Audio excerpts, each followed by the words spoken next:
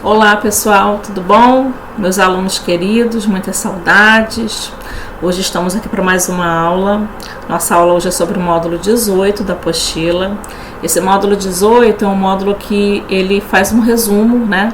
É um módulo de atividades para resumir os módulos anteriores. Então, assim, tudo que a gente estudou no módulo 17, 16, no módulo 15, a gente vai dar uma revisada hoje, né?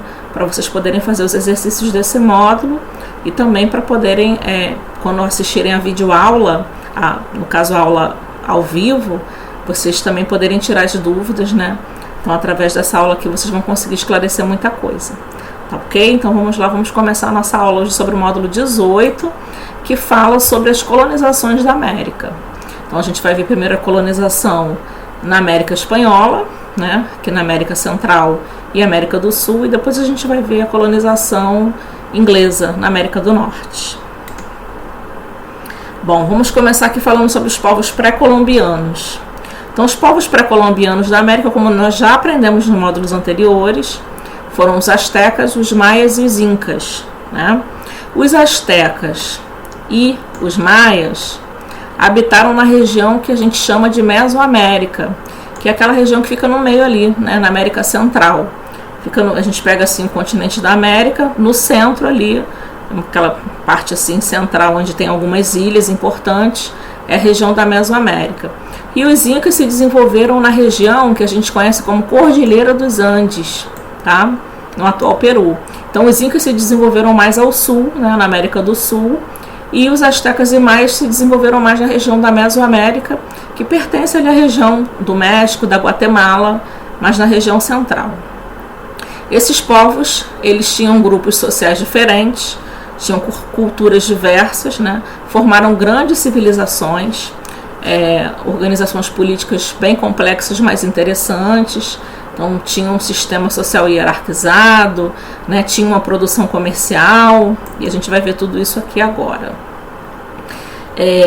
Um pouco sobre a escrita, né, desses povos. A escrita dos astecas era através de desenhos, os maias utilizavam hieróglifos, e os incas eles não desenvolveram uma escrita específica, mas eles usavam uma espécie de controle matemático através do quipo, né, que era um controle através de cordas, onde você, né, podia, através de nós, fazer a contabilidade dos produtos que eram comercializados, né, do que saía, do que deveria ser produzido. Então, era bem interessante, né? O quipo. Se um dia vocês forem nessa região, na região da Cordilheira dos Andes, fazerem uma viagem, inclusive, eles utilizam até hoje, né, preservam essa cultura, né, essa tradição aí dos seus ancestrais, dos povos nativos e indígenas daquela região. Esses povos viviam em grandes centros populacionais, né? Esses grandes centros eram chamados de cidades-estado. A gente já aprendeu que as cidades-estados são cidades independentes umas das outras. Então a gente tem aí uma civilização, por exemplo, asteca, a gente tem a civilização asteca. Mas dentro da civilização asteca nós temos várias cidades-estados que são independentes, que têm o seu líder, que tem o seu governo, as suas práticas, né? Então eles têm uma diversidade cultural e uma diversidade política e econômica muito grande, justamente porque são várias cidades-estados aí tomando as suas decisões, né? E fazendo intercâmbio também entre elas. Então aqui eu trouxe algumas figuras para vocês, para a gente contextualizar a questão da escrita, né? Esse aqui é o alfabeto asteca. Deixa eu colocar mais aqui embaixo a minha figura para vocês visualizarem, que é o alfabeto asteca, né, onde a gente tem as figuras, desenhos, né, alguns desenhos de animais, enfim, símbolos. Esses desenhos aqui, eles não significavam a mesma coisa, dependia muito do contexto. Então, eles eram utilizados para falar, inclusive, de coisas diferentes, né. Então, você, por exemplo, via a imagem, o símbolo do cachorro ou do coelho para falar de temas diversos, né. Então, não era uma coisa, como é que eu posso dizer, concreta, né? Era uma escrita, um alfabeto subjetivo. A escrita maia, ela é uma escrita através de hieróglifos também, né? Que são símbolos. E aqui eu trouxe duas figuras do quipo, né? Que, como eu disse para vocês, bem interessante, que o quipo ele tinha esse sistema de nós na corda, né? Então são vários nós diferentes, né? A gente vê aqui, e aí cada nó desse vai determinar, enfim, a quantidade de uma mercadoria que foi vendida ou que foi produzida ou que tem que ser produzida. Era uma espécie de um sistema matemático, né, para eles fazerem esse controle. E também tinha a ver com as cores, né? Então, assim, tinha a questão dos nós e as cores também, que se diferenciavam para cada situação. Então, é bem interessante essa questão do quipo, né? Assim como toda a escrita, né, desses povos dessa região. Bom, como a maioria dos povos que a gente já aprendeu, né, até hoje, viviam a economia, né, praticamente, a base deles era a agricultura e a pecuária. Eles comercializavam vários alimentos, né? O milho era a base dessa alimentação. Então a gente vai ter o milho aí de todo tipo diferente. E nessa região eles consumiam muito milho, mas também outros alimentos, né? E eles também fabricavam tecidos, ferramentas, negociavam com outros povos da Mesoamérica, né? Então era muito pujante, né? Digamos assim, esse convívio, esse intercâmbio entre essas regiões, e tanto economicamente como culturalmente.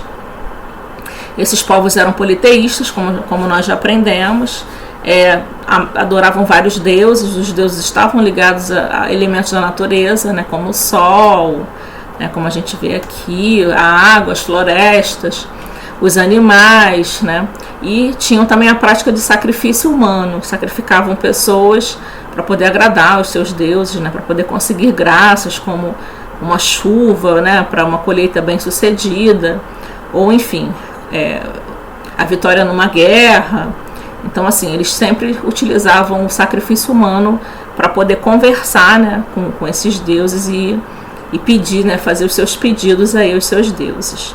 Era uma prática muito comum, né, nesses povos indígenas, não só na América do Sul e na América Central. Na América do Norte também, né? Mas a gente tem relatos de que na América Central e na América do Sul era mais comum. Bom, e aí a gente tem esses povos, né, chamados pré-colombianos, como a gente já aprendeu também.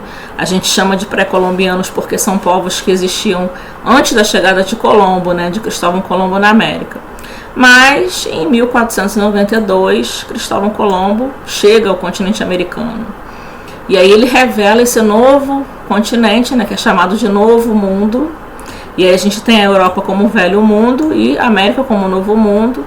E ele revela esse Novo Mundo, um local com hábitos, crenças, costumes diferentes e muita riqueza, né?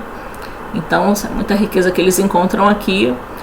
Principalmente na questão do ouro, né, da exploração mineral, que é muito intensa. Eles já percebem de cara, né, como o ouro, como existe ouro em abundância, né, nessa região, mas também a questão, outros tipos de exploração também ocorrem importantes, né, porque é uma região muito fértil, né, muito propícia também para o cultivo de alimentos.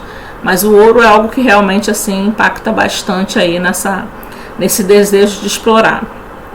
E aí, esses primeiros colonizadores, né, Colombo, Cortés, aqui trouxe a figura de dois, né, Hernán Cortés e Francisco Pizarro, eles são os primeiros colonizadores da América e são chamados de adelantados, né?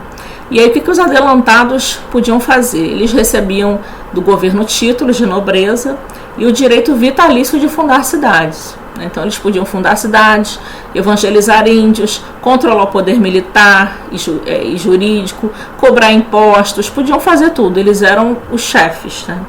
Eles eram os líderes dessas cidades. E obviamente explorar muito essas cidades.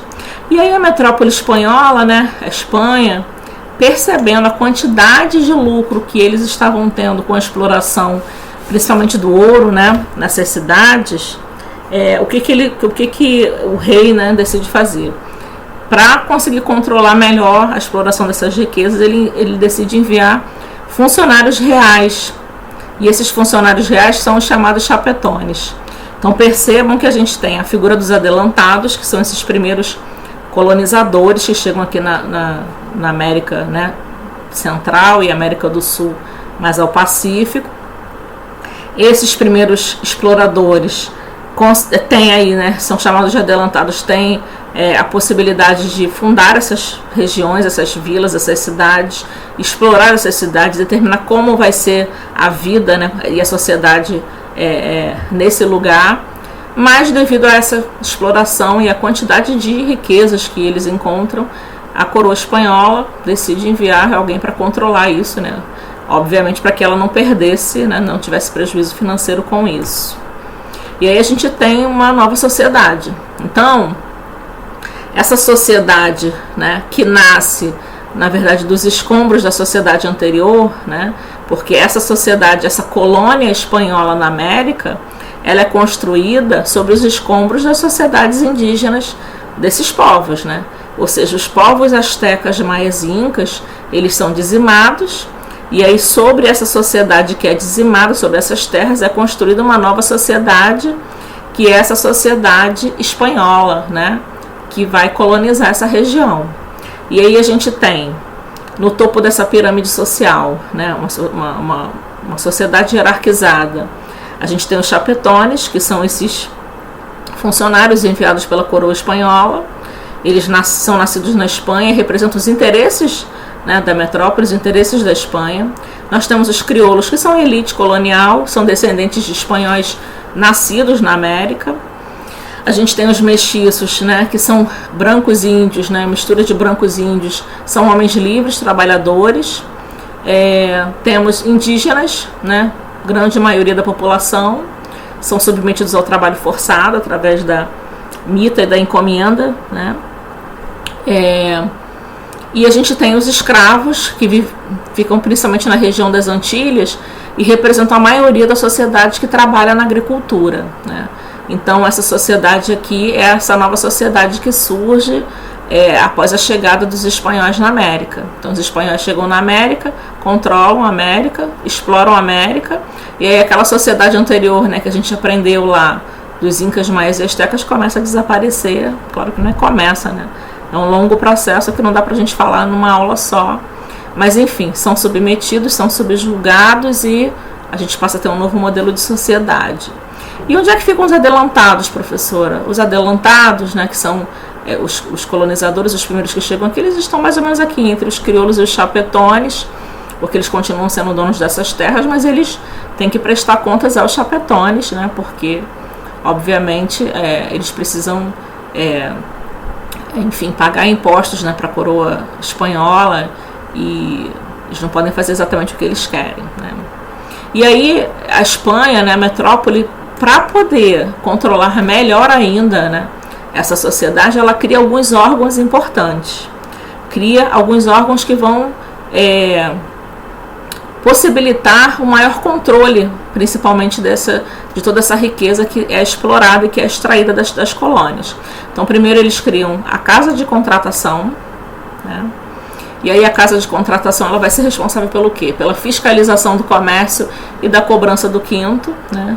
Então, 20% de tudo que é extraído de ouro, ou tudo que é comercializado, transações econômicas, a Casa de Contratação cobra e é enviado para a metrópole. A gente vai ter o Conselho das Índias, né, que é responsável pela administração, criação de leis, fiscalização e indicação de funcionários. É como se fosse um legislativo, né? Ainda não necessariamente, mas administram. E tem os cabildos, que são umas espécies de câmaras municipais, né? E aí essas câmaras municipais são comandadas pela elite colonial, que são os crioulos, né? Lá naquela pirâmide, que é o segundo, né, hierarquicamente falando, ali na pirâmide, que são os descendentes de espanhóis nascidos aqui na América. E eles são encarregados justamente da manutenção dos assuntos das cidades e da administração pública, né? Então esses três órgãos são muito importantes, né, que é a Casa de Contratação, Conselho das Índias e os cabildos. São três órgãos criados pela metrópole espanhola para poder administrar essa nova sociedade. Essa sociedade, enfim, ela continua, né, seu modo operante, né, de exploração, e através da mita e da encomenda, que são dois sistemas de escravidão que ocorrem, né, nessas regiões, o trabalho forçado né, muito importante para a manutenção desse sistema e dessa sociedade. e obviamente, como a gente já aprendeu nos módulos, né, nas videoaulas anteriores, esses povos são extremamente subjugados, explorados e dizimados. Então a gente tem nessa colônia espanhola, né, desde a sua concepção, desde o seu início, a sua origem, né, até a gente chegar nesse ponto aqui, até a sua independência, muita exploração dos povos nativos, né? Então os povos nativos são praticamente dizimados, né? E a gente tem os povos nativos e temos também a figura do africano, que também é enviado para essas regiões para trabalhar em menos quantidade, mas em menor quantidade, mas também numa quantidade considerável, né? Então os conflitos também ocorrem de forma bem intensa. Todas as colônias que são administradas, né, por uma metrópole, elas passam por um processo de conflitos muito intenso, justamente por conta dessa exploração toda que ocorre para que essa colônia e essa metrópole continue, né, mantendo a sua hegemonia sobre a colônia. Bom, então isso é o que a gente precisa entender sobre esses povos pré-colombianos, incas, maias e astecas, e a chegada dos espanhóis na América e essa administração, como eles surgem, né, como é que é essa sociedade, como é que é essa administração. Agora vamos aprender um pouco sobre a colonização inglesa na América. Estamos falando de América, já falamos de América do Sul e América Central, agora vamos para a América Inglesa. Bom, ao longo do século XVII, a Inglaterra foi muito agitada por tensões sociais e políticas. Essas tensões acabaram motivando a expulsão de camponeses de terras, perseguições religiosas, né, problemas políticos. E dentro desse processo de crise e de tensões na Inglaterra, a gente tem aí o início dessa colonização, né, inglesa das 13 colônias na América. Então, a primeira coisa que a gente precisa entender, o que motivou, como é que começou isso, né? A gente tem a figura de ingleses, calvinistas, puritanos, batistas, né, que são religiosos protestantes, né? São aqueles grupos protestantes que surgem na Reforma, durante a Reforma Protestante, que nós também já aprendemos.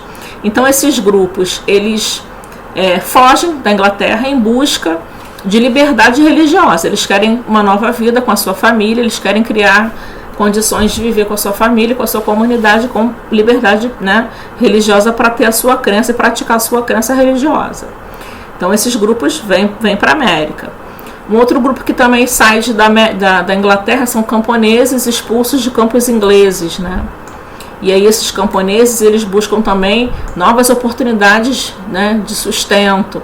Existe uma crise grande na Inglaterra e eles buscam justamente essa nova possibilidade na América, nesse novo mundo, né? E tem também vários comerciantes, que são pessoas ricas, que financiam a viagem dessas famílias, né? Então muitas famílias vêm para a América, muitas famílias inglesas vêm para a América, eles não têm condições de vir, mas eles são financiados por comerciantes e em troca eles têm que trabalhar. E eles oferecem uma mão de obra obviamente barata, e eles têm que trabalhar durante 7 anos através de um contrato, e aí durante 7 anos eles trabalham para esses comerciantes para pagar essa viagem, né? Que é uma viagem cara. E aí esses grupos, né, de protestantes, camponeses expulsos e comerciantes, junto com essas famílias que não têm condições, chegam na América. E aí eu trouxe aqui 2 figuras, né, que para ilustrar um pouco essa chegada dos peregrinos na América. Essa figura aqui, né, é sobre um acampamento, Jamestown, que é o primeiro acampamento, né, quando os peregrinos chegam na América, eles criam logo um acampamento, que é uma pequena vila, né, uma pequena cidade. É uma espécie de um assentamento, né, não é um acampamento, é um assentamento. E aí é chamado de Jamestown. Jamestown fica na Virgínia, no estado da atual Virgínia, né, e aqui eles começam, enfim, a se organizar, né, praticar agricultura, pecuária, as famílias vão crescendo, então é um assentamento que vai ficando bem grande e dá origem, esses peregrinos começam a se organizar e a gente vai ter a origem aí das 13 colônias da América, né, que são formadas entre 1607 e 1733 na costa atlântica, ou seja, não é uma coisa assim tão rápida e tão simples, né? São anos e anos para que tudo isso aconteça. A gente está resumindo o máximo possível, né? E aí esses anos, né, assentados aqui, se organizando, eles dão origem a esse novo país, que são os Estados Unidos da América. Então aqui a gente tem regiões separadas. Nós temos aqui, né, as colônias do Sul, Virgínia, Carolina do Norte, Carolina do Sul e Geórgia. A gente tem também aqui em cima as colônias do Norte e aqui no meio as colônias do Centro. E agora a gente vai entender um pouco como é que funcionava cada uma dessas colônias.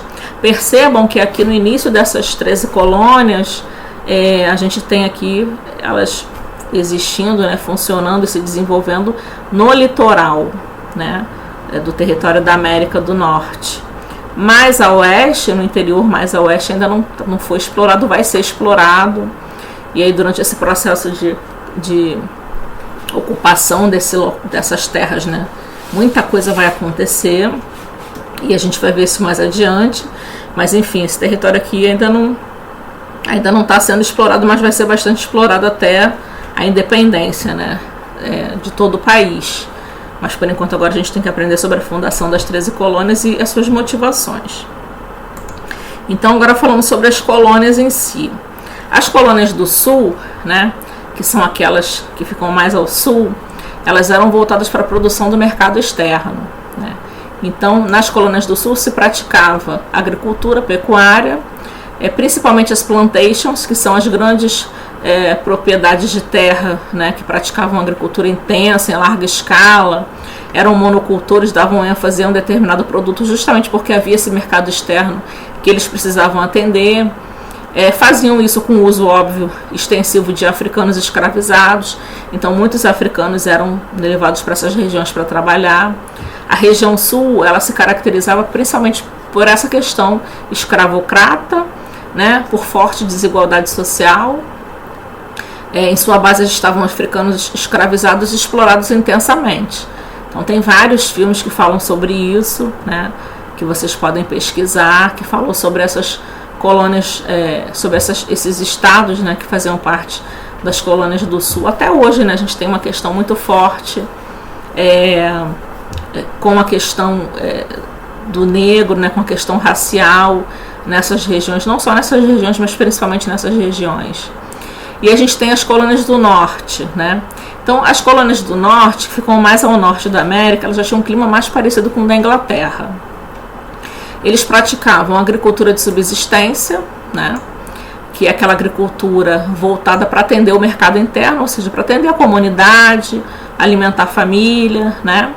Era uma agricultura policultora, praticavam vários tipos de alimento, praticavam comércio triangular, que nós já aprendemos, né, nas videoaulas anteriores. As colônias do centro tinham muita semelhança com a colônia do norte, elas não se pareciam com as colônias do sul. Tinham como base a pequena e média propriedade rural, também assim como as colônias do norte. E uma característica importante, né, das colônias do centro, que as diferenciava das colônias do norte e das colônias do sul, era justamente a sua população cosmopolita, né, heterogênea, que era formada justamente, havia essa diversidade justamente porque eles receberam não só ingleses, né, como escoceses, suecos, alemães, holandeses, né, e lembrando, né, que nessas colônias do norte a gente tem aí Nova York. Nova York, né, é o retrato, né, o reflexo dessa população cosmopolita. Hoje Nova York é a capital do mundo por vários motivos, capital econômica, potência econômica, capital econômica e também uma capital cosmopolita, né?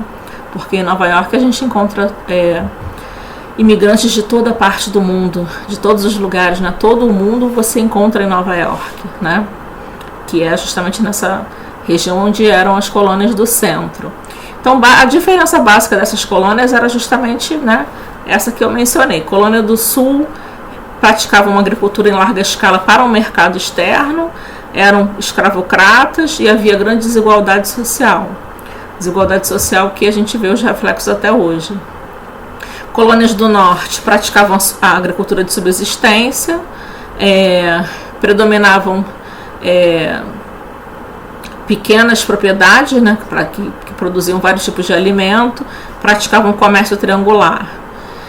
E as colônias do centro eram mais cosmopolitas e tinham essa diversidade, né, que ocorria justamente por essa grande quantidade de pessoas e de imigrantes vindo de todas as regiões, de várias regiões da Europa.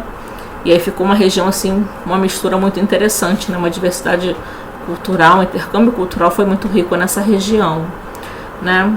E só para fechar aqui, né, sobre a questão das colônias, né, tanto o que a gente aprendeu das colônias espanholas quanto as colônias inglesas, né, assim como aconteceu aqui no Brasil também, todas as colônias passam por um processo muito intenso de exploração.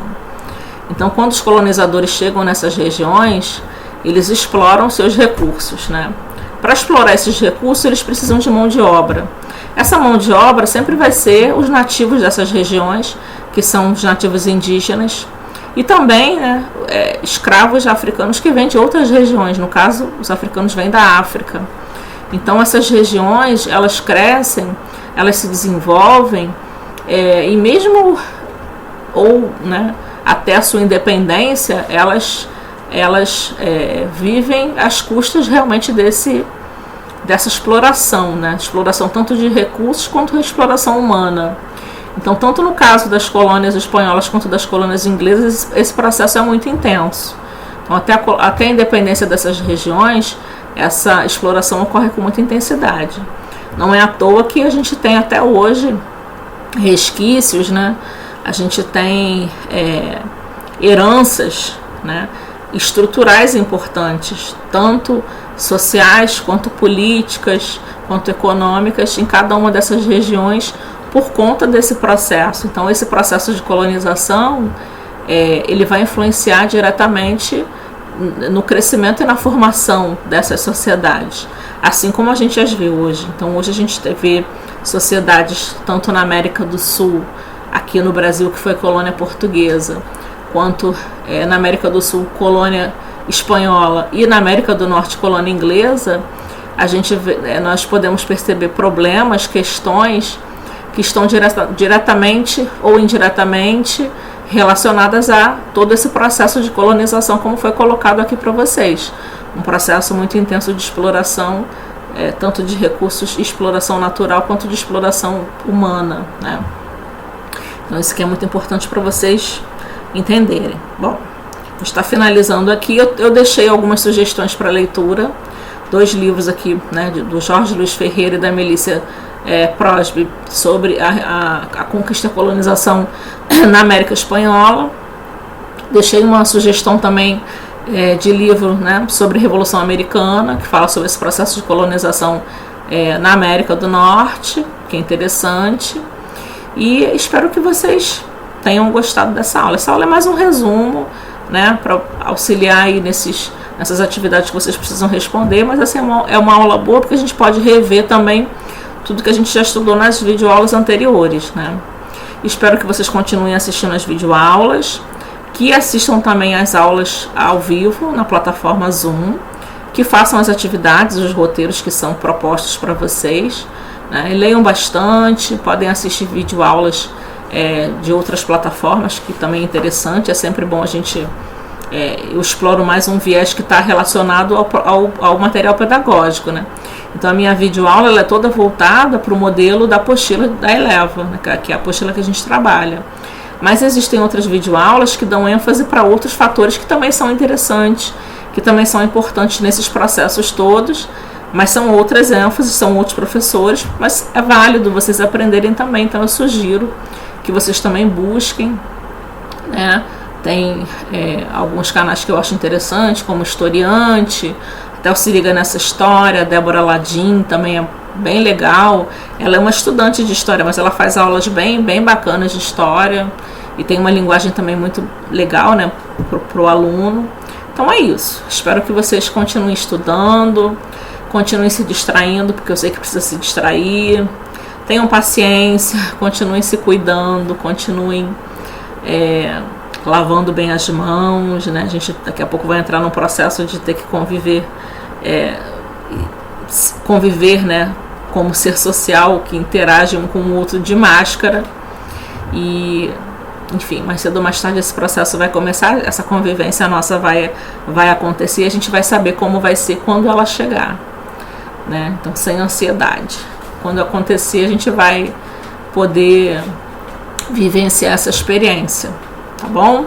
Então, espero que vocês tenham gostado da aula de hoje, tá? E até a nossa próxima aula. Um beijo grande no coração de vocês. Estou com muitas saudades. E espero que tudo isso passe logo, que todos nós possamos ficar bem. Tchau, tchau. Um beijo grande.